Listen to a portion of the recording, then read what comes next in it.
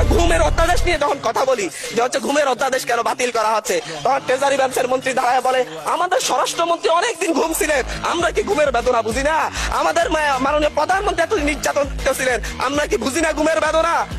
শেখ হাসিনার মতো স্বজন হারানোর বেদনা এত বেশি বুঝেন, কিন্তু এই ঘুমের অধ্যাদেশ, ঘুমের তদন্ত করতে হলে আপনাদের সরকারি কর্মচারীর বিরুদ্ধে তদন্ত করতে হলে সরকারেরই অনুমতি লাগবে, সেই আইন করে যাচ্ছেন। আবার বলতেছেন যে হচ্ছে সরকারি কোনো গোপনীয়তার জন্য কাউকে ঘুম করা হলে সেটা ঘুম হিসেবে যেন বিবেচনা করা না হয়। এটা তো দ্বিচারিতা ছাড়া আর কিছু না। মাননীয় স্পিকার মানবাধিকার কমিশন অধ্যাদেশ বাতিল করে দিয়ে আবার সেই শেখ হাসিনা 2009 সালের প্রয়োগ করা আইনে তারা ফিরে যাচ্ছে।